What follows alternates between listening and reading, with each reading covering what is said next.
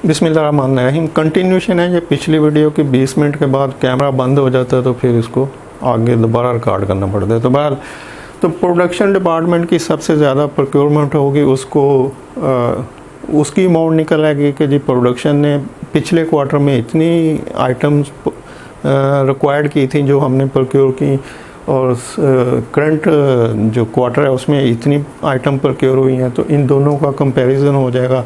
अब ये जो कंपैरिजन होगा इसको फिर सेल के साथ लिंक किया जाएगा कि अगर प्रोडक्शन डिपार्टमेंट ने पिछले माह इतनी आइटम प्रोक्योर करवाई हैं और इस क्वार्टर में इतनी करवाई हैं, तो इनके पीछे सेल ऑर्डर कितने थे। तो सेल ऑर्डर से जब कंपेयर करेंगे तो फिर उसकी रेशियो समझ आएगी कि पिछले क्वार्टर के सेल ऑर्डर ज़्यादा थे तो इसलिए ज़्यादा प्रोक्योरमेंट हुई रॉ मटेरियल, पैकिंग मटेरियल की, और करंट क्वार्टर के सेल ऑर्डर कम थे तो इसलिए यहाँ पे कम हुई।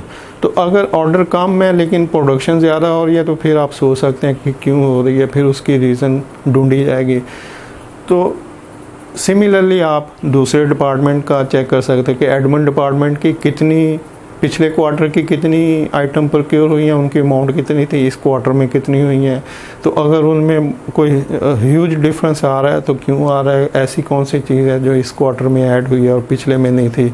ऐसे दूसरे डिपार्टमेंट को कंपेयर किया जा सकता है कि आईटी डिपार्टमेंट की अगर प्रोक्योरमेंट है तो या तो सब डिपार्टमेंट की प्रोक्योरमेंट जो है वो एक रूटीन नॉर्मल पेस पे चल रही होगी कि क्वार्टरली इतने लाख या इतने करोड़ की प्रोक्योरमेंट हुई है इस डिपार्टमेंट के लिए, लेकिन हो सकता है किसी क्वार्टर में वो जंप करके ऊपर चली जाए या कम हो जाए। तो वहाँ पे आप एनालिसिस करेंगे कि ये क्या हुआ है, क्यों ऐसी कौन सी चीज़ प्रोक्योर हुई है जिससे ये जंप करके इसकी अमाउंट बढ़ गई है, या कम क्या हुआ है कि जो इन्होंने नहीं प्रोक्योर करवाया इस माह में, तो वो कौन सी आइटम है। तो इस तरह के एनालिसिस आप डिफरेंट डिपार्टमेंटल वाइज भी कर सकते हैं।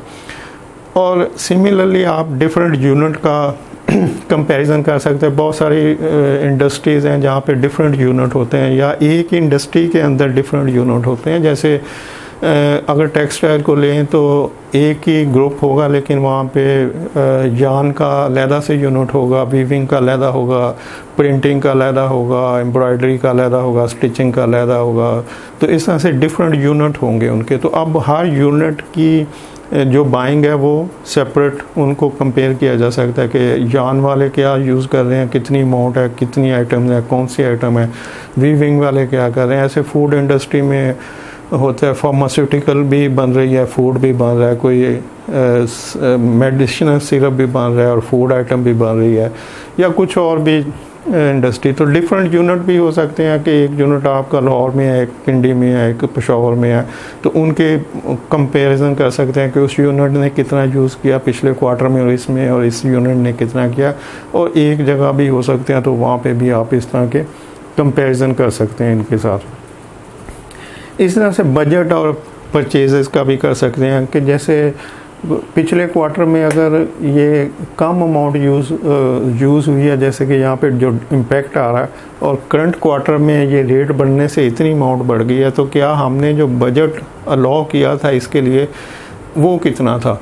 तो अब बजट और परचेजेस का कंपैरिजन भी कर सकते हैं कि जी बजट अप्रूव्ड बजट इतना था लेकिन जो प्रोक्योरमेंट हुई है वो इससे ज़्यादा हुई है या इससे कम हुई है। अगर ज़्यादा हुई है तो क्या उसकी कोई अप्रूवल हुई है या नहीं हुई है, और अगर ज़्यादा हो चुकी है प्रोक्योरमेंट तो फिर क्या हमने जो अपनी एंड प्रोडक्ट थी उसकी प्राइसेस को रिवाइज़ किया है। मतलब ये जो बढ़ी हुई प्राइसेस होती हैं ये बेस कर रही होती हैं आपकी जो प्रोडक्शन हो रही है, जो आइटम बन रही है, कंपनी जो सेल कर रही है चीज़। जैसे यहाँ पे हमने अज्यूम कर लिया था कि ये बेवरेज इंडस्ट्री है, यहाँ पे कुछ सिरप बन रहा है, कोई रिफ़्रेशिंग सिरप बन रहा है या कोई जूस वगैरह बन रहा है।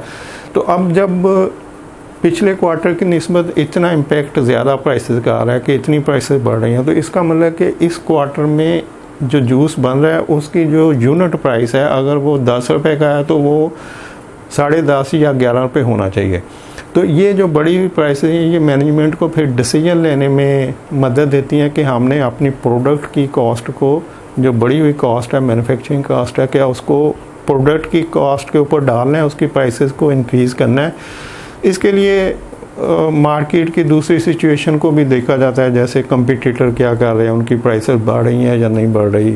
तो कुछ डिस्ट्रीब्यूटर से भी कंसल्टेंसी ली जाती है कि भाई अगर हम प्राइस, क्योंकि रॉ मटेरियल की प्राइसेस बढ़ रही हैं, तो हम अगर प्राइस बढ़ाते हैं तो मार्केट में क्या सिचुएशन हो सकती है। तो डिफरेंट चीज़ों को मद्देनज़र रखते हुए फिर मैनेजमेंट डिसीजन करती है कि जो बढ़ी हुई प्राइस है, क्या हमने अपने प्रॉफिट में से इसको पे करना है या इसको जो प्रोडक्ट बन रही है उसके ऊपर डाल के उसकी प्राइस को आगे लेके जाना है।